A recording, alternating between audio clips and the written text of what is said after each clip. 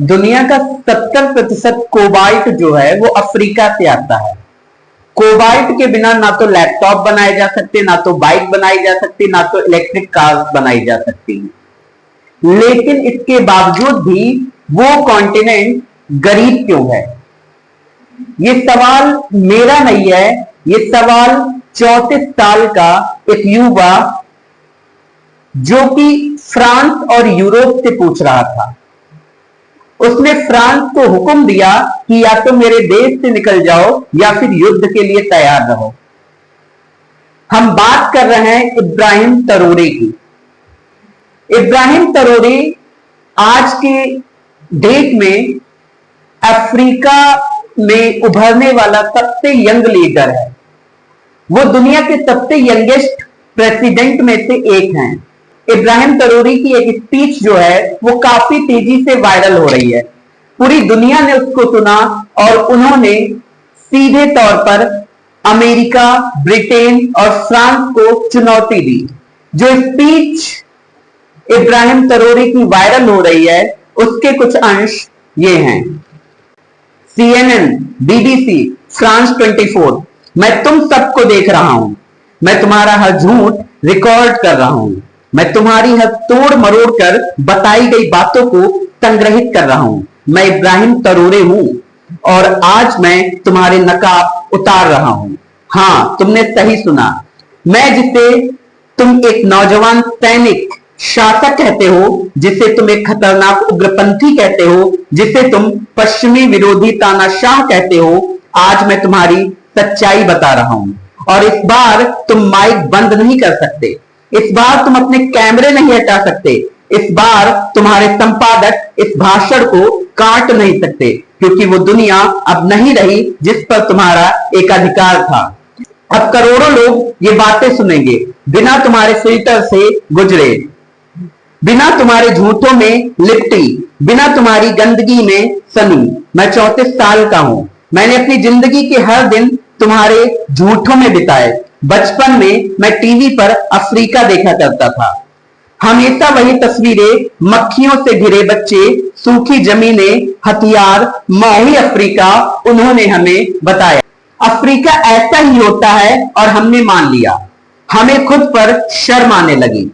हमें अपनी धरती से, अपने लोगों से शर्म आने लगी। लेकिन फिर मैं बड़ा हुआ, मैंने पढ़ा, रिसर्च किया, सवाल किए और मुझे समझ आया कि जो अफ्रीका तुमने हमें दिखाया वो असली नहीं था। जो कहानी तुमने हमें सुनाई वो एक झूठ थी। जो किस्मत तुमने हमारे लिए तय की वो एक स्क्रिप्ट थी जो सालों पहले लिखी गई थी। तुमने अफ्रीका को कैसा दिखाया? ऐसे जैसे हम इंसान ही ना हो, जैसे हम किसी जंगल के जानवर हो, जैसे हम तुम्हारे इंतजार में पड़े बेचारे हों। हर दिन, हर घंटे, हर मिनट तुम्हारी स्क्रीन पर वही कहानी, भूख, युद्ध, बीमारी, भ्रष्टाचार, आतंक, अराजकता। जब कोई अफ्रीका कहता है तो तुम्हारे शब्दकोश में और कोई शब्द ही नहीं होता है। न उम्मीद, न सफलता, न विकास, न प्रतिरोध, न इज्जत, न गर्व, न जीत। तो मैं तुमसे पूछता हूं, New York Times, Washington Post, Guardian, Le Monde कभी अफ्रीका की कामयाबियों को अपनी हेडलाइन बनाया है? कितनी बार तुमने रवांडा की टेक्नोलॉजी क्रांति के बारे में लिखा? कितनी बार तुमने इथियोपिया के पुनर्वनीकरण प्रोजेक्ट के बारे में दिखाया? कितनी बार तुमने बोत्सवाना की लोकतांत्रिक सफलता की तारीफ की? कितनी बार तुमने केन्या की एंटरप्रेन्योरशिप की कहानी सुनाई? नहीं, क्योंकि ये सब तुम्हारी स्क्रिप्ट में फिट नहीं बैठता, क्योंकि तुम्हारी कहानी में अफ्रीका कभी सफल नहीं हो सकता। अगर अफ्रीका को मदद की जरूरत नहीं है तो तुम कैसे हस्तक्षेप करोगे?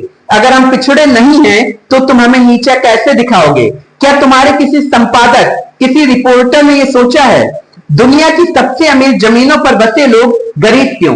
तो लीजिए असल आंकड़े। दुनिया का 70% कोबाल्ट अफ्रीका के पास है। तुम्हारे फोन, लैपटॉप, इलेक्ट्रिक कार इसके बिना नहीं चलेंगे।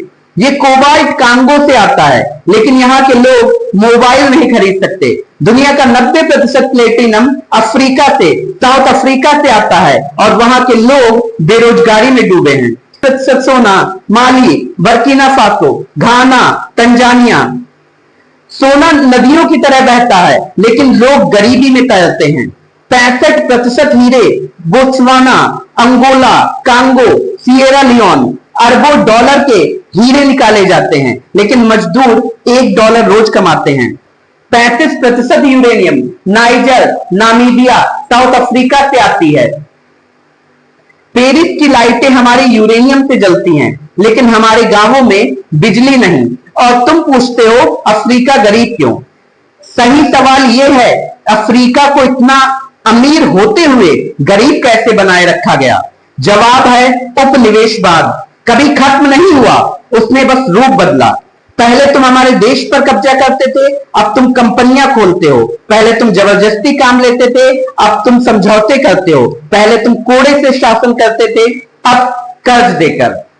ये स्पीच है इब्राहिम ट्रैओरे की। इब्राहिम ट्रैओरे वही जो बर्किना फासो के वर्तमान में प्रेसिडेंट हैं।